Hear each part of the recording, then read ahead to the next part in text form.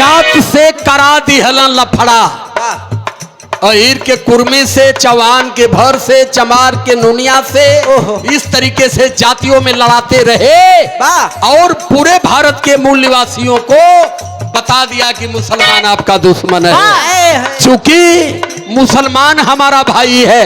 2001 का DNA test जो विदेश से होकर के आया, जब डीएनए हुआ तो मुसलमानों का डीएनए भारत से मिला, भारतीय मुसलमान मिले, मुसलमानों का डीएनए हम लोगों से मिला, लेकिन ब्राह्मणों का डीएनए यूरेश देश से मिला। तो मुसलमान हमारे भाई हैं। में बहुजनों के हक हकूक का मामला खड़ा हुआ, तब इस देश में मुसलमान निस्वार्थ हमारे साथ खड़ा रहे। चाहे बाबा साहब अंबेडकर जब गोलमेज कॉन्फ्रेंस में लड़ रहे थे हमारे हक हकूक के लिए, तो भारत के मुस्लिम लीग के 3 नेता थे। पहले नेता थे लियाकत अली साहब जो हैदराबाद के थे, दूसरे नेता थे अगार खान साहब जो पश्चिम बंगाल के थे, तीसरे नेता थे मोहम्मद अली जिन्ना जो लाहौर के थे। ये 4 लोग जब लंदन के 1932 के गोलमेज कॉन्फ्रेंस में गए तो गांधी जी ने इन लोगों को टेकअप किया और कहा कि आप मुसलमानों का अधिकार मांग लो, आप मुसलमानों का अधिकार ले लो, हमें कोई गुरेज नहीं है, लेकिन इस देश में 6500 जात वालों को अगर अधिकार मिल गया तो ये भारत के शासक बन जाएंगे, क्योंकि भारत में इनकी बड़ी आबादी है। तो उस समय मोहम्मद अली जिन्ना और लियाकत अली साहब ने आकर के बाबा साहब अंबेडकर से कहा कि ये लोग कह रहे हैं कि आप अपना अधिकार ले लो, लेकिन इस देश में दलितों का अधिकार, पिछड़ों का अधिकार,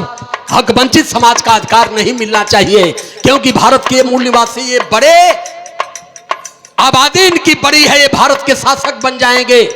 जब इस बात को मोहम्मद अली जिन्ना साहब ने बाबा साहब अंबेडकर से कहा तो उस कॉन्फ्रेंस में बाबा साहब अंबेडकर गांधी जी को कहे कि अभी भगई पहन रहे हो, भगई भी नसीब नहीं होने दूंगा।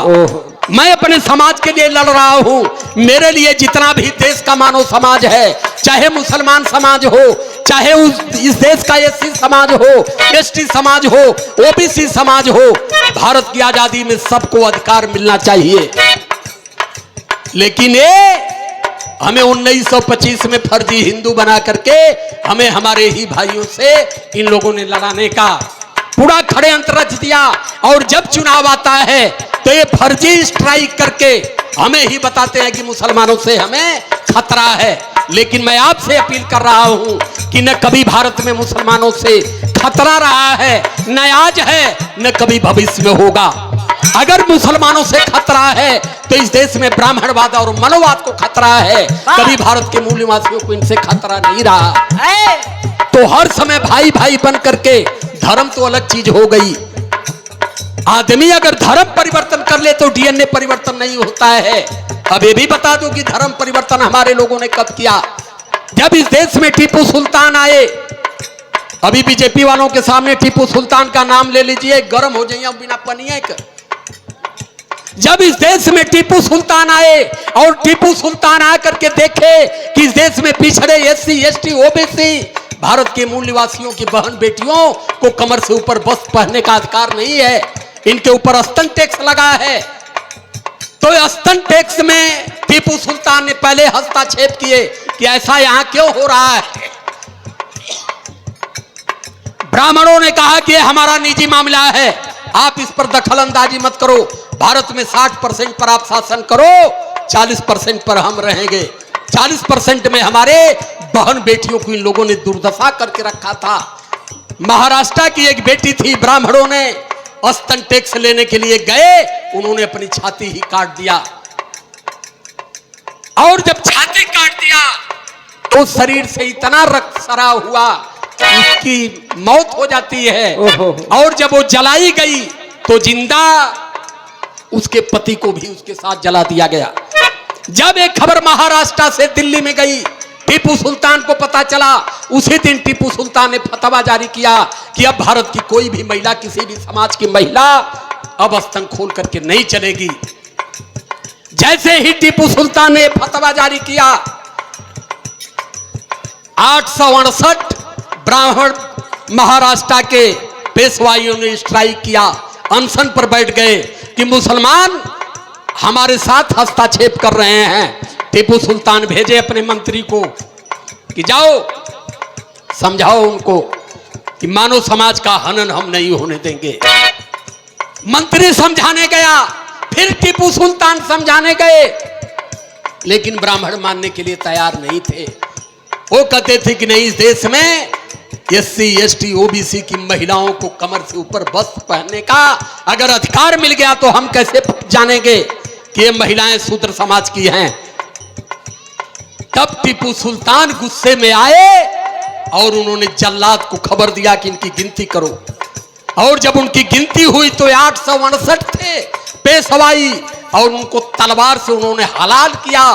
तब इस देश में जाकर के हमारी बहन बेटियों को अस्त्र तोपने का अधिकार मिला। ये क्या र्यूमर खड़ा करते हैं आपके बीच में कि हमें खतरा मुसलमानों से है। कभी दिमाग में इस चीज को मत रखिएगा। बाबा साहब अंबेडकर को जब संविधान सभा में जाना था तो महाराष्ट्र के लोगों ने चुनाव हरा दिया, पश्चिम बंगाल के लोगों ने पर्चा दाखिला करा करके वहां 46% मुसलमानों ने वोट दे करके 74,000 वोटों से जिता करके बाबा साहब अंबेडकर को संविधान सभा में भेजा था। ये इस खतरा को बार बार भांपते हैं कि जिस दिन मुसलमान और भारत का मूल निवासी एससी एसटी एक हो जाएगा, उस दिन यहाँ से ब्राह्मणों का सत्यानाश हो जाएगा। इसलिए जातियों के नाम पर, धर्मों के नाम पर बराबर हमारे बीच में लड़ाने का काम करते हैं। तो लाइन हमारी कह रही है, इस बारीकी को जानने की जरूरत है। ये गीत नहीं है, एक संदेश है समाज के लिए। तो लाइन कह रही है,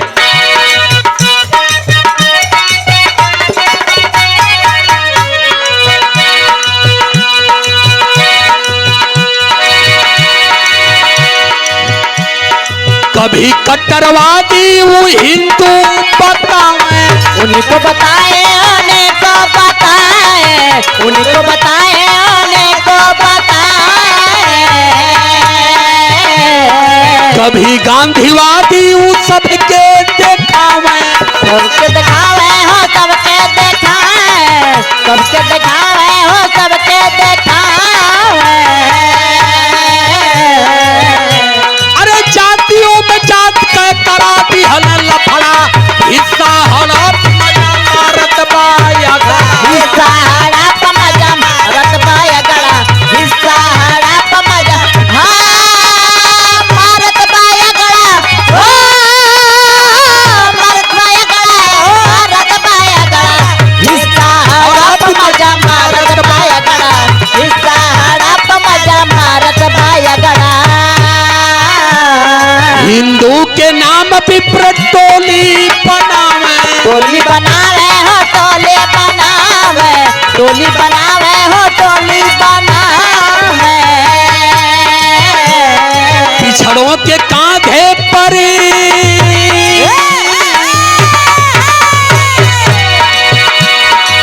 अभी बीजेपी के वरिष्ठ नेता तोगड़िया की एक वीडियो पकड़ी गई। तोगड़िया मीटिंग कर रहा था गोवा में। तोगड़िया मीटिंग करके बता रहा था कि एससी एसटी ओबीसी में 15 करोड़ कट्टर हिंदू तैयार करो। उस समय तोगड़िया ने कहा 15 करोड़ ऐसे हिंदू तैयार करो कि जो ब्राह्मणों का विरोध करता है उसका गला काटने के लिए समाज खड़ा हो जा। तो कुल कला कैसे होई? कला उनके रुपया दा, पैसा दा, नौकरी दा, सब कुछ दा, लेकिन वो बराबर भगवा ढोए। हमने उनका जवाब भी दिया, उनकी वीडियो का पर्दाफाश हमने किया था तोगड़िया के। ये हमें भ्रमित करने के लिए और बर्बाद करने के लिए कितनी चालें चल रहे हैं, ये सब हम लगातार पौनी नजर उनके ऊपर रख रहे हैं। तो लाइन हमारी कहती है,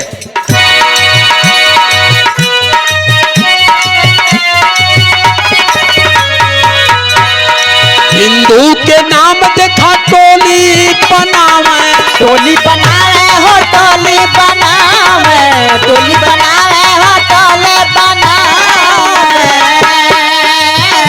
अरे पिछड़ों के कंधे पर गोली चलावे, गोली चलावे हो, गोली चलावे। गोली चलावे हो गोली चलावे। अरे हिंदू या मुस्लिम में करावे लफड़ा हिस्सा हड़प हिस्सा हड़प मजा मारत बाया गड़ा हिस्सा हड़प मजा मारत बाया गड़ा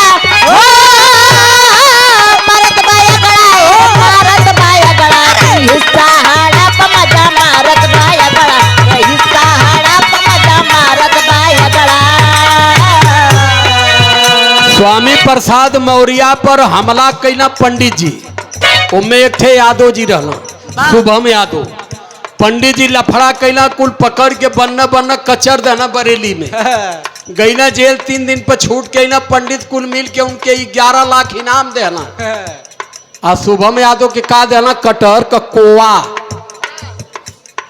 वो खाली ये समाज के बेवकूफ बना के पीछे पीछे चूतिया बना के खाली लतिवावे ना ओकर तो सम्मान बढ़ा देना। कुल 11 लाख कुल पंडित जुट के इनाम देना कि स्वामी प्रसाद मौर्य पर थप्पड़ चला दिया जो बार बार बुद्ध की बात करते हैं, देवी देवताओं का विरोध करते हैं। लेकिन उनमें यादव जी भी एक थे गए ना, शुभम यादव, उनके कुछ ना मिलल, सरऊ के खाली मुकदमा मिलल। हम कहली यही बदे समझावत है कि समझला दिमाग से मैला भूसा कुल बहरे कैला। वो हर समय हमारे लोगों को ही मिला करके अपना उल्लू सीधा करते हैं और हमारे लोगों को बर्बाद करते हैं। आखिरी लाइन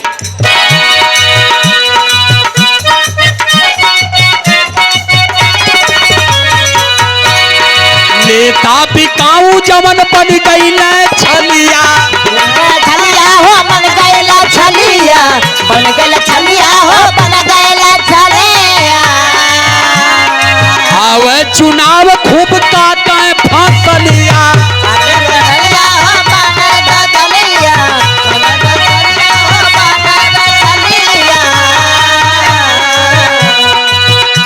अरे मतलब ना जनल उठा गई रगड़ा हिस्सा हड़प मजा मारत बाया। अरे हिस्सा हड़प मजा मारत बाया गड़ा अरे हिस्सा हड़प मजा मारत बाया गड़ा मारत बाया गड़ा मारत बाया गड़ा अरे हिस्सा हड़प मजा मारत बाया गड़ा हिस्सा हड़प मजा मारत बाया गड़ा। इसलिए आखिरी लाइन में अपील करता हूं कि जातियों से अगड़े पिछड़े से बाहर निकल करके हमें मानव बन करके भाईचारा बना करके समता और समानता पैदा करने की जरूरत है। एकता विहीन पिछड़े बनलाया भागे भागे हो बनलाया भागे बनलाया भागे हो बनलाया भागे बन के गुलाम घूमे पीछे आगे घूमे पीछे आगे घूमे पीछे आगे घूमे पीछे आगे घूमे पीछे आगे। अरे राजकुमार यादव कहे कब तक बचकड़ा की हिस्सा हड़प हिस्सा हड़प मजा मारत बाया गड़ा अरे हिस्सा हड़प मजा मारत बाया गड़ा मारत बाया गड़ा मारत बाया गड़ा की हिस्सा हड़प मजा मारत बाया गड़ा अरे हिस्सा हड़प मजा मारत बाया गड़ा अरे हिस्सा हड़प मजा मारत बाया गड़ा। आपके लिए स्पेशल एक लाइन दे रहा हूं।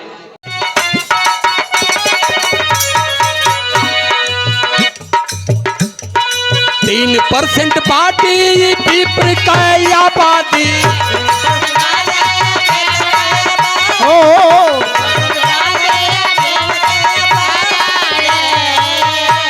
अरे पिछड़ों के नेता बने सामंतवादी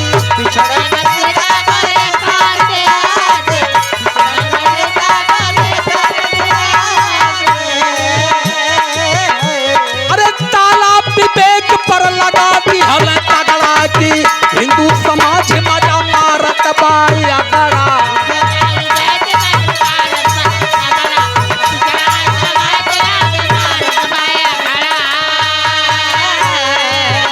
यही 52% पिछड़े समाज के लोग सबसे ज्यादा हिंदू ढोने वाले हैं। और सबसे ज्यादा अगर इस देश में हम हक हकूक से दूर हैं वाह तो इसका जिम्मेदार 52% पिछड़ा समाज है। ओहो आबादी इनकी 75 करोड़ भारत में है, आधी आबादी है। आधी आबादी का मतलब 75 करोड़। एक प्रधानमंत्री पैदा नहीं कर पाए, लेकिन सैकड़ों शंकराचार्य इन लोगों ने पैदा कर दिया, जिन लोगों ने हमें गुलाम बनाया।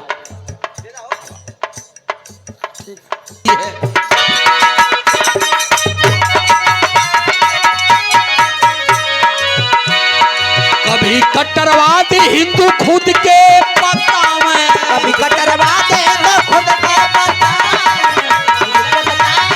खुद के बताए।